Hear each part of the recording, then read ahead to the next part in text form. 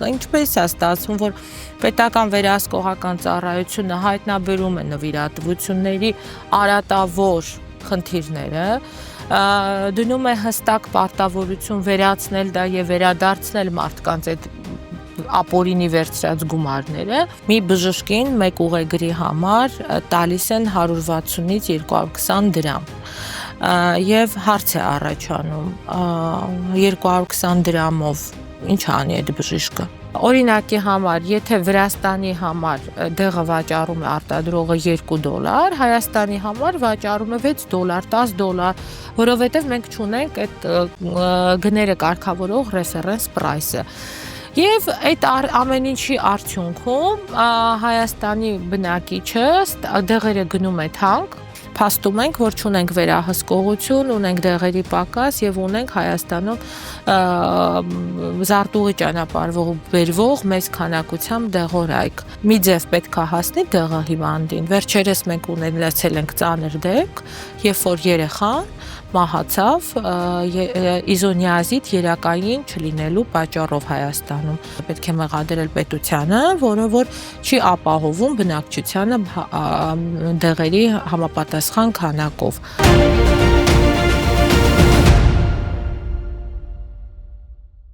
Բարև ձեզ, սարգելի հետևորդներ, այսօր Պանորամա հարցազրույցների տաղավարում հյուրընկալել ենք Առողջության իրավունք հասարակական կազմակերպության նախագահ Անուշ Պողոսյանին։ Բարև ձեզ, Տիգին Պողոսյան։ Բարև ձեզ։ Շնորհակալություն մեր հրավերն ընդունելու համար։ Ես եմ շնորհակալ հրավերի համար։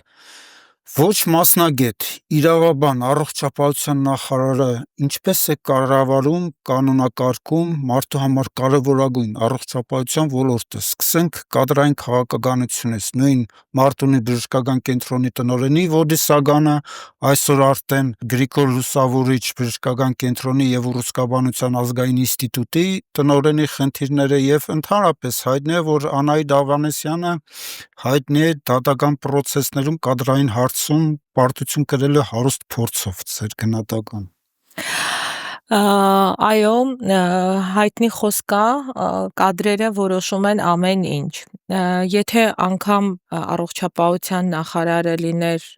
ամենալավագույն տաղանդավոր մասնագետը առողջապահական ոլորտում, նա նմանատիպ կադրերով չէր կարողանալու ոչինչ անել։ Իհարկե, որպես կառավարման խնդիրներ ունեցող նախարար իր մեղավորության բաժինը ունի նախարարը, բայց նաև չպետք է մոռանալ, որ այդ նախարարությունում աշխատում են բազմաթիվ ստորաբաժանումներ, 4 փոխնախարար, որոնք ամեն մեկը համակարգում են ոլորտները, բայց շատ տարօրինակ է, որ վերջի 3 տարիներին չեմ կարող ասել որ մի բարեփոխումն է, որ կատարվել է, բոլորը ձախողված են եղել, բայց ոչ մի փոխնախարար համակարգող չի պատժվել դրա համար եւ արդյունքում եւ նախարարը եւ ամբողջ համակարգը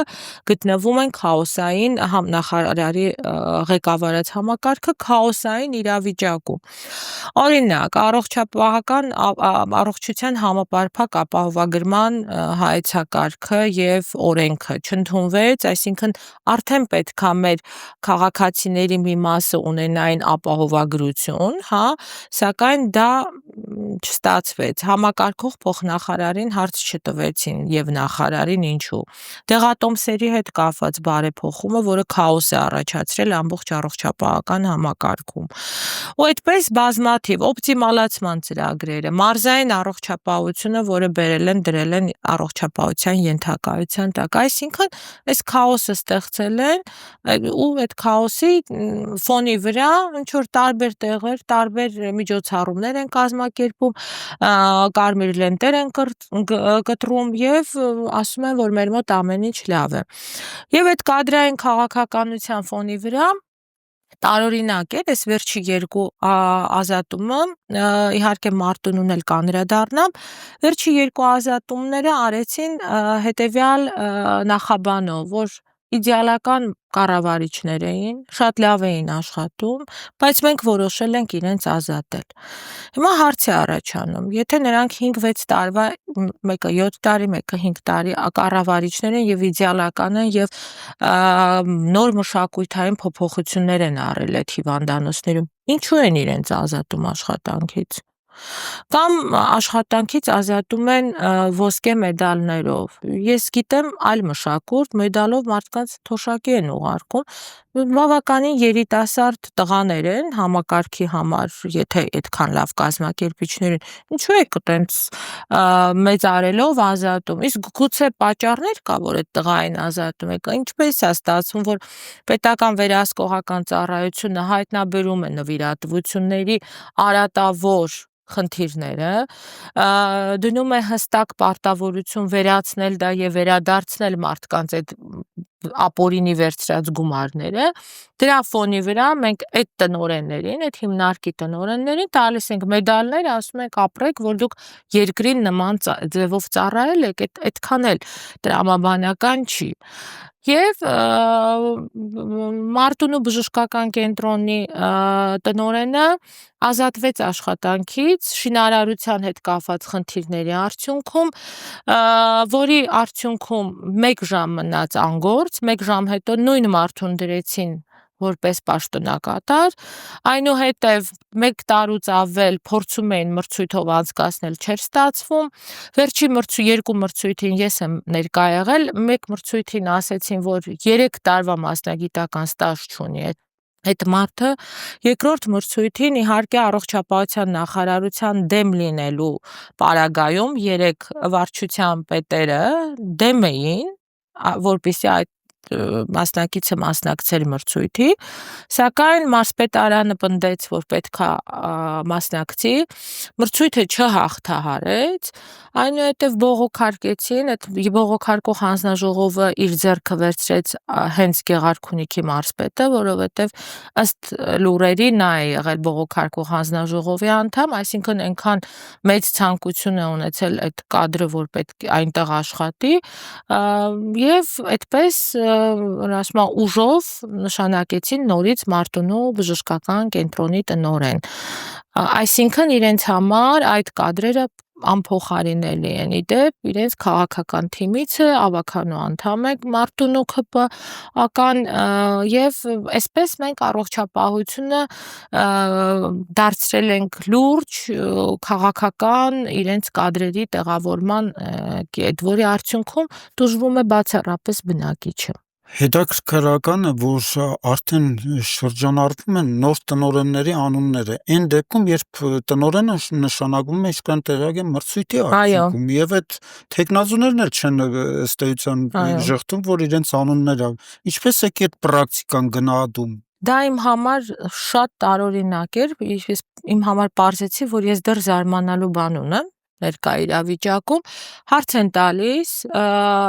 Նարեկ Զեյնալյանին, որը համարվում եղել է երկար տարիներ ազգային ժողովի առողջապահական հանձնաժողովի նախագահը, ասում են դուք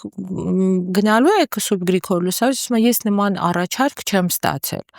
այնուհետև ուռուցքաբանական ազգային կենտրոնի համար հարցնում են փոխնախարարին, ներկայում աշխատող փոխնախարարին, ասում են դուք կա նմանատիպ խոսակցություն, որ գնում եք այնտեղ տնօրեն, ասում է ես նման առաջարկ չեմ ստացել։ Տարօրինակ է, հա, այս պաշտոնյաները, որոնք որ պատասխանատու են մրցույթային պաշտոնների, մրցույթների օբյեկտիվ կազմակերպման եւ կիրառման համար, մեկը չի պատասխանում լրագրողին, ասի, գիտեք, դա մրցույթ է, կհայտարարվի, 100 հոգի կմասնակցեն, լավագույնը կընտրվի, եթե ես կլինեմ այդ լավագույնը կընտրվեմ։ Այսինքն, այն թեզը, որ ես անընդհատ քաշել եւ ասում եմ Մարտունու բժշկական կենտրոնից հետո, որ հարգելիներս խոստովանեք, որ այս մրցույթները ձևական են, հայտարարեք, որ դուք չեք անում այլևս մրցույթներ եւ դուք դնում եք այնտեղ ումն ուզում եք, երբ ուզում եք, ինչքանով ուզում եք, այսպես բան արեք, էլի, ձեր ճանապարհը շարունակեք այդպես առանց ձևական մրցույթների, առանց ձևական այդ բանի, որտեղ մրցույթների ժամանակ, երբ որ մասնակցում ես այդ մրցույթներին, հստակ հասկանում ես, որ բանավորի պատասխանները տրված է իրենց սիրելի մասնակցին, այնտեղ գալիս են անգիր ասում են, երբ որ այդ անգիրից հետո մի հատ հարց տալիս, հասկանում ես, որ իրանք գաղափար չունեն ինչից են խոսում, եւ այդպես դառնում է բան։ Իդեպ հետաքրքիր բան ասեմ, Մարտունու բժշկական կենտրոնի շինարարության հետ կապված ես բազմիցս բարձրաձայնել եմ դրա ֆոնի վրա այս պահին համապատասխան հակակոռուպցիոն կոմիտեում փաստեր կան եւ քրեական գործ է հարուցվում այդ շինարարության թերացումների հետ կապված, բայց հետաքրքիր մի բան, երբ որ հրապարակում ասում եմ ես իմ էջով, որ Մարտունիում ջրհեղեղ է, որովհետև սխալ վատ շինարարության արդյունքում, այսինքն մեծ առումով ես շինարարությունից եմ խոսում, հա, ոչ թե Մարտունու բժշկական կենտրոնի թիմից, տնօրենից եւ այլից, իդեպ շինարարությունը արվել այլա ծիգը շինարարի հետ, բայց հետաքրքիր մի բան, Մարտունու բժշկական կենտրոնի տնօրենը դա համարում է անձնական վիրավորանք։ Այստեղ ես ձեր եթերից առաջի անգամ պետքա հորդորեմ իրավապահ մարմիններին հարցնեն, էլի, ինչու եք դուք համարում դա անձնական վիրավորանք, ինձ դատի ա տվել, որովհետև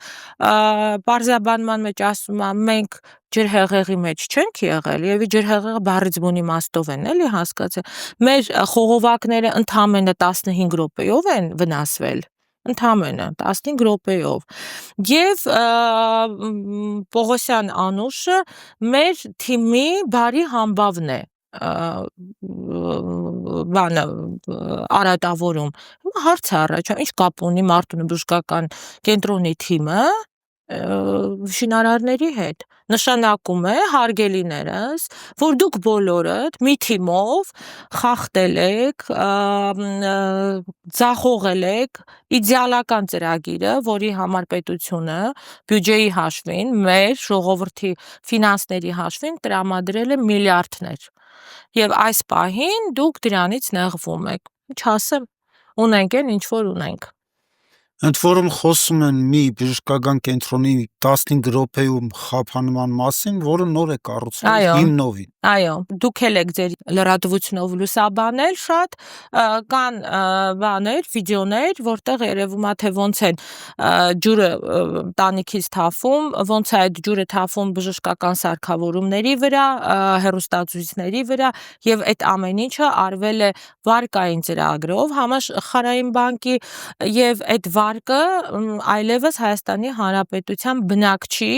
վրա է դրված։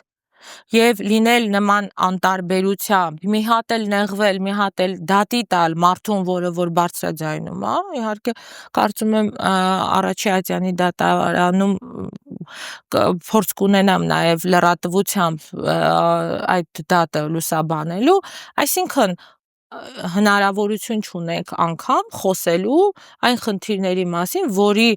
միակ պահանջատերը դա Հայաստանի Հանրապետության բնակիչն է։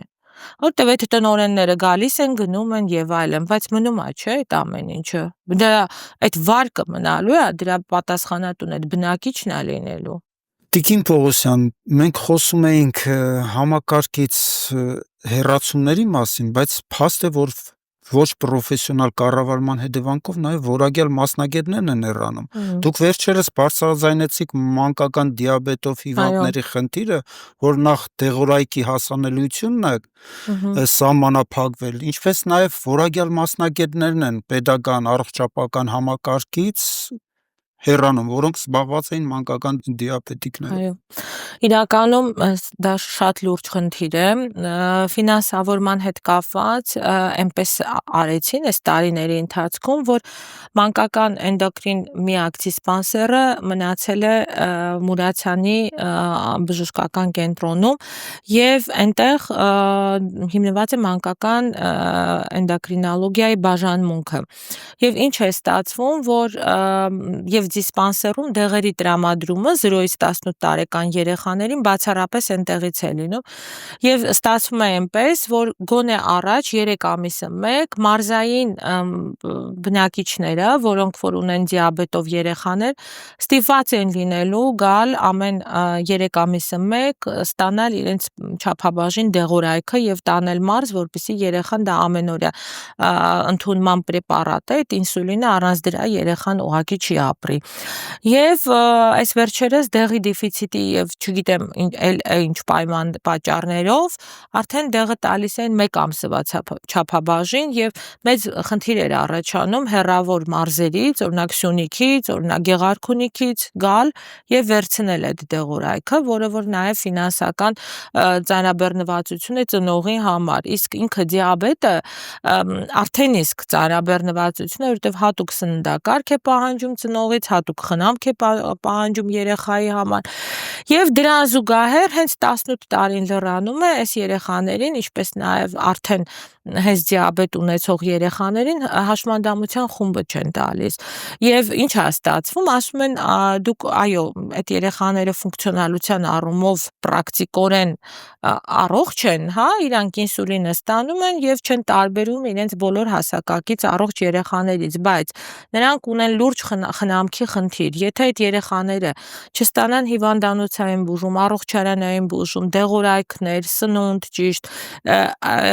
նրանք շատ արագ կանցնեն այդ հաշմանդամության շեմը, ֆունկցիոնալ անաշխատունակության շեմը եւ այս երեխաներին զրկելով եւ այդ ֆինանսական աջակցությունից եւ այդ բուժական աջակցությունից մենք ապագա հաշմանդամների ենք արդեն ձևավորում եւ հաշմանդամության թիվը բարձրացնում ենք, որը հոգս է լինելու էլի պետության համար։ Եվ դրա մասին ինչու չեն մտածում, չեմ կարող ասել, 800-ից ավել են այդ երեխաները այս պահին, իհարկե 0-ից 18 տարեկանը, բայց չմոռանանք 18 տարեկանից սկսած էլ մեր երիտասարդ տարիքը, այդ երեխաները 18-ից հետո էլ այդ կարիքը ունեն եւ էնդոկրինոլոգները մանկական, որոնք որ շատ պրոֆեսիոնալ էնդոկրինոլոգներ Մուրացյանից հեռացել են, որոշները մասնավոր կլինիկաներում են աշխատում, որոշները արդեն որոշում ունեն Հայաստանից հեռանալու։ Հետաքրքիր է, կան հատուկ ծրագրեր, որտեղ քննություն տալուց հետո բժիշկները կարողանում են աշխատել Դուբայում, արաբական երկրներում, Կատարում եւ այլն, ինչպես նաեւ Գերմանիայում աշխատելու համար այդ քննությունները ամիսներով հերթ է, այսինքն 3, 4, 5 ամիս մարդիկ սպասում են, դիմողները Հայաստանից այդքան շատ են։ Դրա համար սա լուրջ, ես կասեի անվտանգային խնդիր է ազգային, պետք է մտածել այդ մասին։ Մի բժշկին մեկ ուղեգրի համար տալիս են 160-ից 220 դրամ։ Եվ հարց է առաջանում, 220 դրամով ինչ անի այդ բժիշկը։ Դրա համար էլ մենք ունենք բժիշկների արտահոսք։ Տիկին Պողոսյան, դուք խոսեցիք դեղերից, տեսեք, Հայաստանում դեղերի գրանցումը պաշտոնապես մոտ 2 միլիոն է, բայց նույն դեղը պարզվում է տարբեր դեղաչափերով, տարբեր գրանցում է եւ ստացվում է, որ մի դեղի գրանցումը $10,000 համարժեք դրամ է լինում եւ ունենք փոքր շուկա, ու մեծ թվով ընկերություններ Հայաստանում չեն հավաստագրում իրենց դեղերը, սակայն պահանջարկը կա։ Պահանջարկը կա, չի գրանցվում ու ստացվում է, որ ձևավորվում է դեղերի սև շուկա, արդեն այսօր ահազանգեր կան, որ ուրուսկաբանության օնկոլոգիական դեղերի փոխարեն թորած ջուր են վաճառում եւ այս խնդրին ինչպես կգնահատեք։ Այո, իհարկե, շատ ծանր վիճակում է հայաստանյան դեղերի շուկան, ուրեմն նայեք, արտադրողից մինչև Հայաստանի Հանրապետության մեծածախ վաճառքի կետ դեղերը երբ որ հասնում են, արդեն 60% թանկացած են։ Դրա մեջ դեր ունի այդ ձեր ասած գրանցումների գումարները, ամեն դոզայի համար 2 միլիոն եւ ավել գումարների վճարումները, պլյուս տարիով, 1 տարով ձգձգվում է ամեն մի ֆորմուլայի գրանցումը, որը որ իրականում արտադրողների համար մեծ խնդիր է առաջացնում եւ իրենք ուղղակի չեն ուզում հայաստանյան շուկայում որևէ դերակատարում ունենան։ Դրա արդյունքում այնպիսի խոշոր ընկերություններ, ինչպիսիքն է Sanofi-ն, Merck-ը, Novartis-ը, բոլորը դուրս եկան Հայաստանից։ Ուղղակի մեր շուկայից դուրս եկան եւ դրա արդյունքում, ինչպես նաեւ Հայաստանի Հանրապետությունում չկա reference price հասկացությունը, այսինքն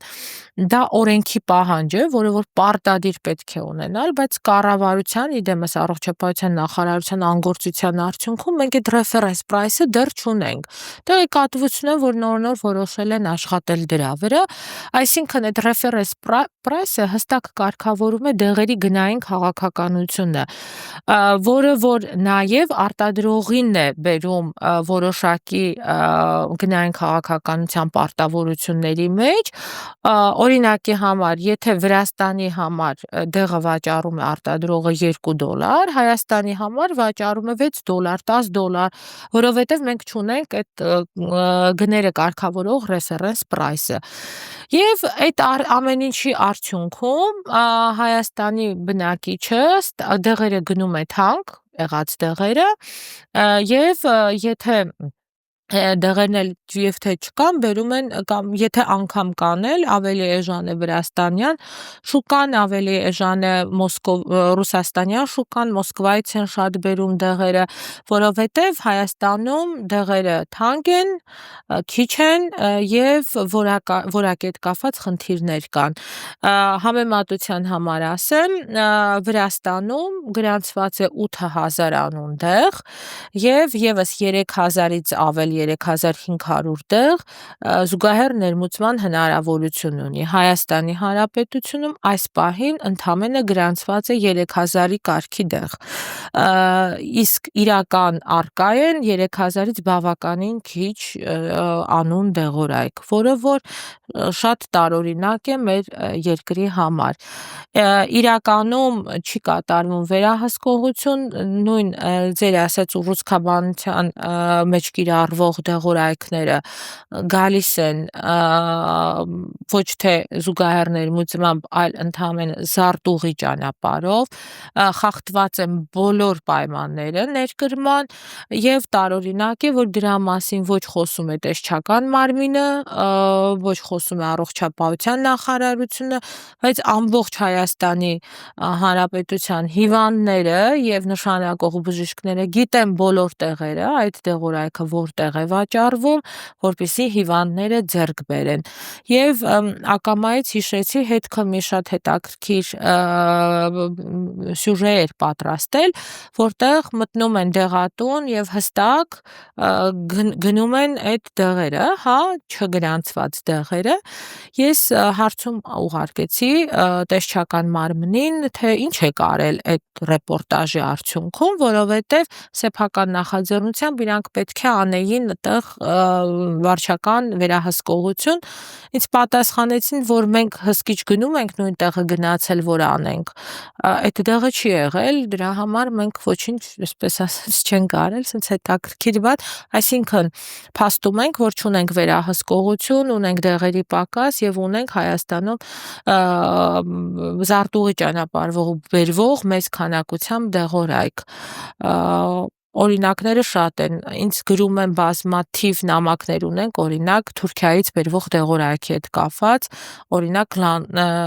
ինսուլինները, Lantus տեսակը, որը որ հայաստանյան շուկան ողողված է թուրքական Lantus-ով։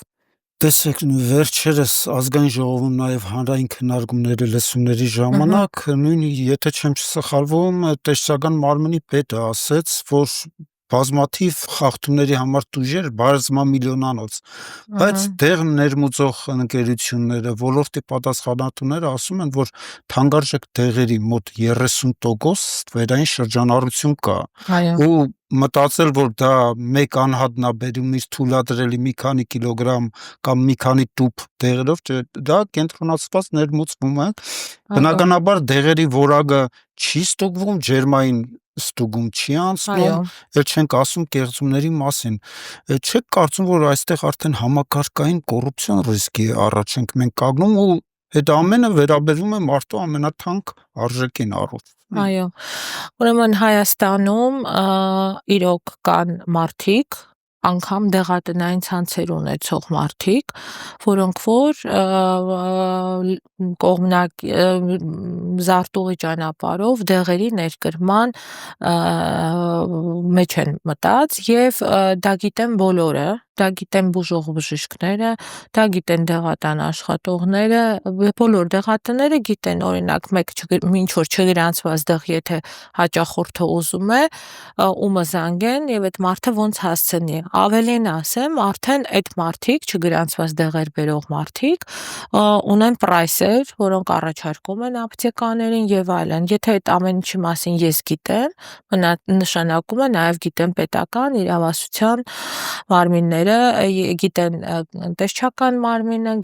կարծում եմ, որ պետք է իմանա, պարտավոր է իմանալ նաեւ ազգային անվտանգության ծառայությունը, որովհետեւ դեղերը դա ազգային անվտանգային խնդիրներ են իրականում իրենց մեջ պարունակում, ինչու չեն այդ մարդիկ դադարում դա անել, նշանակում է ունեն նաեւ որոշակի հովանավորչություն, որ կարողանում են այդպես բաց անել նմանատիպ բիզնես։ Ասել, որ սխալ են անում մեղադրել, իրենց բիզնեսը չէր հաջողվի, եթե առողջապահության նախարարությունը ճիշտ քաղաքականություն աներ։ Մի ձև պետք է հասնի դեղը հիվանդին։ Վերջերս մենք ունեցել ենք ծանր դեպք, երբ որ երեխան մահացավ իզոնիազիդ երակային չլինելու պատճառով Հայաստանում։ Բնականաբար, եթե անգամ մեկտեղ բերված չգրանցված լիներ այդ դեղը, ծնողը պետքա գներ այդ դեղը եւ այստեղ մեղադրել այդ դեղ բերողներին սխալ է, պետք է մեղադրել պետությանը, որը որ չի ապահովում բնակչությանը դեղերի համապատասխան քանակով։ Իմ կարծիքն է այդպեսին։ Մենք խոսեցինք, որ խոշոր դեղարտադրող ընկերությունները Հայաստանում թե ինչու չեն գրանցում, չգրանցելու պատճառներից մեկը այն է, որ որոշակի շփումներ ունեմ, որ ասում են, որ պետությունը օրինակ խոշոր ներկայացություններից դեղեր չի գնում պետական գնումների շրջանակ։ Այո։ Դա նույն պետության քաղաքականության ըստ էության Այո, կաղելն է։ այո, շատ տարօրինակ իրավիճակ է լինում։ Որտեղից են գնում այդ պետական գնումները, հետաքրքիր է, եթե խոշորներից արտադրողներից չեն գնում։ Արտադրողներից չեն գնում, իրենք ունեն իրենց արբանյակ ներկրողները Հայաստանի Հանրապետությունում 168 թե 165 ներկրող ընկերություն կա։ 3 միլիոն ազգաբնակչության համար 3000 անուն դեղի պարագայում նման ներկրողներ չպետք է լինեին այդ քանակությամբ։ Դա ենթադրում է իրենից, որ ամեն մեկը ունեն իրենց շահերը եւ գնումներ կատարողները ունեն իրենց արբանյակային կլինիկաները, հիվանդանոցները։ Ես շատ տարօրինակ մի բան ասեմ, եթե լավ ուսումնասիրություն կատարվի ուժայինների կողմից, ապա կպարզեն, որ ամեն հիմնարկի տնօրեն իր ներկրող ընկերությունը ունի սեփական իրան առնչվող, ինքը իր հիմնարկի համար իր ներկրող ընկերությունից սեփական գնում է կատարում եւ բժշկական պարագաներ եւ դեղորայք եւ այլն, այնպես որ կարծում եմ ամեն մեկը իր համար ստեղծել է պետություն պետության մեջ։ Առողջապահության նախարարը բարձրաձայնում է, որ ոլորտում բարեփոխումներ է անում, մասնավորապես օպտիմալացման միջոցով։ Այո։ Կասեք այդ կատարած օպտիմալացման արդյունքները։ Արդյունքները մենք վատ առումով կտեսնենք դեռ մի քանի տարի հետո։ Առաջի, այսպես ասած, վատ օպտիմալացման ծրագրերից մեկը դա մարզային առողջապահության ամբողջ այդ առողջապահական ԲԿ-ների ենթակայության փոփոխություններ, այսինքն մարզպետարանի ենթակայությունից հանվեցին այդ հիվանդանոցները եւ բերվեցին առողջապահության նախարարության ենթակայության։ Հիմա եթե վերցնենք բացառապես արտահիվանդանոցային բժշկական ծառայությունը, շատ տարօրինակ իրավիճակ է Հայաստանում ստեղծվել։ Առողջապահության նախարարը հիմնավորման մեջ գրում է նախարարությունը, ինչու է հիմնավորում է ինքը, թե ինչու է այդ հիվանդանոցների ենթակայությունը փոխում, անկեղծ ասած, դա ցուցմունք էր մարզպետների դեմ։ Այսինքն մարզպետարանները չեն կարողանում կառավարել այդ հիմնարկները, չկան ֆինանսական, անհասկանալի է ֆինանսական կառավարումը, կադրային այսինքն բացարձակապես ցուցմունք էր մարզպետերին անգործության դեմ։ Եվ դրա արդյունքում ինքը որպեսզի լավ կազմակերպի եւ այլն, վերցրեց բերեց իր ենթակայության տակ։ Ստացվում է, որ բնակիչը պետքա բախտը բերի ինչ-որ միտեղ ծնվելու համար, բացատրեմ։ Արտահիվանդանոցային ծառայությունը, այսինքն այդ ԲԿ-ների մեջ կան պոլիկլինիկաներ։ Եթե բնակչի բախտը բերել է ըստ նախարարի, ծնվել է քաղաքային բնակավայրում, օրինակ ծնվել է, չգիտեմ, Գավառ քաղաքում, ուրեմն իր բախտը բերել է, ինքը առողջապահության նախարարության ենթակայության լավագույն բուժ սպասարկումը կստանա։ Բայց եթե այդ բնակիչը օրինակ ծնվել է Սարուխան գյուղում, ապա ըստ նախարարության, ապա այնտեղ ինքը պետքա մարզպետի ենթակայության մնա կլինիկայում ու ստանա այդ մարզպետները, որոնք չեն կարողանում էս անել, այն անել, այդ բժշկական ծառայությունը։ Պատկերացրեցիք, չէ՞ ինչա կատարվում։ Այսինքն մենք բարեփոխում ենք անում ճակերտներով էպիզոդիկ, անհասկանալի եւ չենք կարողանում այս հարցերին պատասխանենք։ Հիմա ես որպես բնակիչ հարց եմ տալիս, ասում եմ, ես ինչ մեղք ունեմ, որ ես ծնվել եմ Գավառից մի քիչ հեռու, հա։ Ուրեմն ես պետք է ստանամ այս մարզպետի վատ կառավարած կլինիկայի բուժ սպասարկումը։ Դուք ինչու եք, եթե այդքան վատ է այն մարզպետներն աշխատում, բոլորը վերցրեք։ Իսկ եթե լավ են աշխատում, ինչի եք այդ քանդում, այսինքն մենք կառավարության ապակենտրոնացող քաղաքականության ֆոնի վրա կատարում ենք առողջապահության կենտրոնացում։ Եվ այդ նախարարությունը պետք է անվանափոխվի, անունը դնեն գլխավոր բժիշկների նախարարություն։ Այսօր բերեցին դատապարտյալների հիվանդանոցները նախարարության ենթակայության, այնուհետև բժշկական այդ մարզային ամբողջ առողջապահությունը բերում են։ Հետո որոշել են, որ հոսպիտալները պետքա բերեն իրենց ենթակայության։ Մի հատ կանգնեք, նայեք, դուք այդքան ռեսուրս ունեք այդ ամեն ինչը կառավարելու։ Եվ վերջիվերջո, եթե միտեղ թերանում են, այդ թերացողների մասին մտածեք, այլ ոչ թե բերեք համակարգերը քանդեք։ Այնպես որ էս է իրենց օպտիմալացման ծրագրերը անհասկանալի։ Հաջորդ աններելի օպտիմալացումը, որ անում են այս պահին, դա տուբերկուլոզի թոքաբանության ազգային ինստիտուտի օպտիմալացումն է, տուբդիսպանսերի, որտեղ մարջականների ֆոնդ են կրճատում, որտեղ բաժանմունքներ են իրար միացնում, որի արդյունքում, քանի որ արդեն իսկ ունենք մենք տուբերկուլոզի ակտիվացում Հայաստանում, դեմս օրինակ Հնդկաստանից եկող քաղաքացիների, որոնք որ արդեն բավականին մեծ թվերով բուժվում են տուբերկուլոզի դիսպանսերում, անգամ մահուն են այնտեղ Հնդկաստանի բնակչի, ինչ է ստացվում, գալիս են Հնդկաստանից մարդիկ, էժան աշխատուժ, աշխատում են մեր սպասարկման ոլորտներում, այնտեղ հասկանալի չի, հետազոտվում են այս մարդիկ, թե չէ, սպասարկման ոլորտը իրենից ենթադրում է բնակչության հետ շփում, այդ վարակները մեր բնակչության մեջ տարածվում է, որի արդյունքում մենք ունենում ենք մեծ քանակությամբ հիվանդներ, բայց դրա ֆոնի վրա մենք օպտիմալացնում ենք տուբդիսպանսերը եւ խոսակցություններ կան, հետո էլ դա միացնել ինֆեկցիոն հիվանդանոցին, այսինքն Աբովյանի դիսպանսերը միացնում են Երևանի տուբդիսպանսեր, ինֆեկցիոն հիվանդանոցին, ստացվում է անհասկանալի մի հատ օպտիմալացում։ Պետության առողջապահության ոլորտում քաղաքականության համատեքստում, տեսեք, Նիկոլ Փաշինյանը դեռ 1 տարի առաջ որպես ձեռքբերում ներկայացնում էր մեր ժողովրդագրական վիճակը, որ ծնելիության թիվը տոկոսը բարձրացել է, մահացությունը նվազել է, ու այդ ֆոնին իշքան տեղյակ եմ, դուք էլ եք գրել, առողջապահության նախարարությունը որոշում է ընդունում, որով հեշտացնում է աբորտների Այո, գործընթացը։ այո։ Խնդրում եմ գնահատեք այդ։ Իրականում ժողովրդագրական ցուցանիշները շատ հուսադրող չեն Հայաստանում։ 2023-ի համեմատ 2024 թվականին արդեն 3000 երեխա քիչ է ծնվել, որը լուրջ ցուցանիշ է, շուրջ 9% իջել է ծնելիությունը։ Մահացությունը պետք է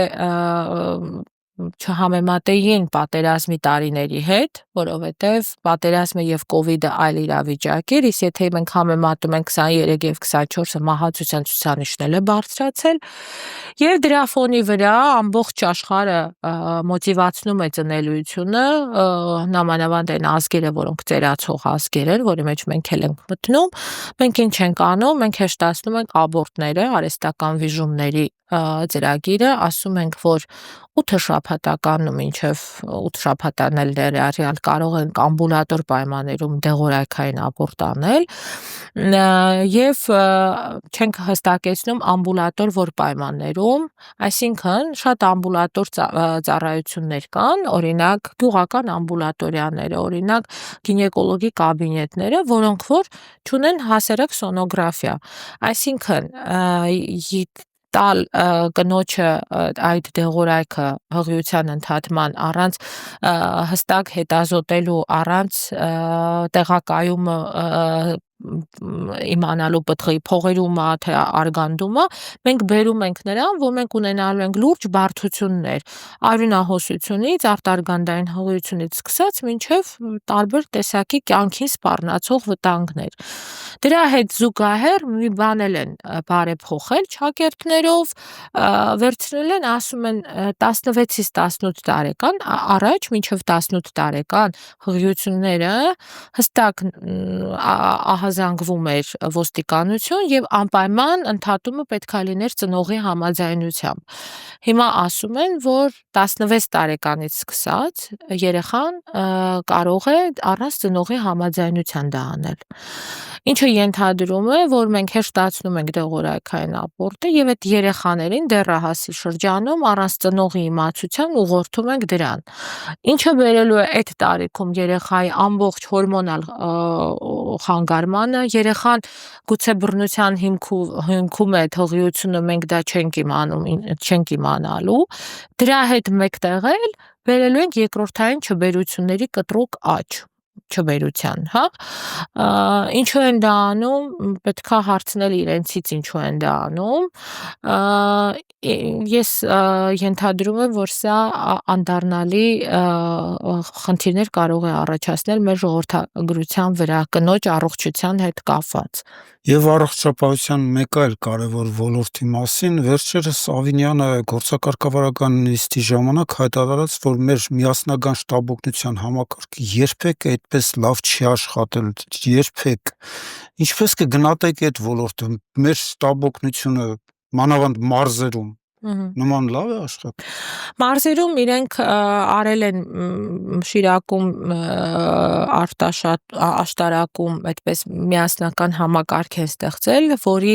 ահազանգերը շատ վատն են, շտապօգնությունների տեղորոշումը մեքենաների շատ դժվար է լինում, նամանավանդ մայրուղիների վրա վթարների ժամանակ շատ ուշ են մոտենում, անգամ դա ոստիկանությունն է արձանագրել, ինչու, որովհետև այդ լոկատոր համակարգը որոշ տեխնիկական պայմաններում լավ չի աշխատում, իսկ մենք պլան B, ոնց հասկանում եմ, չունենք, հա։ Եվ դրա ֆոնի վրա նաև դեղորայքի խնդիր ունեն, քանի որ այդ առանձնացված կայանը ինքը պետք է այդ գնումները անի եւ այլն, եւ դա ուշանում է, եթե առաջ դա հիվանդանոցների ենթակայության էր եւ հիվանդանոցի դեղորայքի հաշվին ապահովում են այդ շտապօգնության դեղորայքի արկղի պարունակությունը, հիմա դա չեն կարողանում անել։ Վերջերս բժիշկները անընդհատ գրում են, ահազանգում են, որ հասարակ ուրեմն մագնեզիումի սուլֆատը, որը ամենօրյա օգտագործման դեղորայք է, չկա այդ արկղում, անգամ բժիշկներ ունենք, որ ասում են մենք մեր ամեն հերթապահության ժամանակ գնում առնում ենք այդ դեղը ու գնում ենք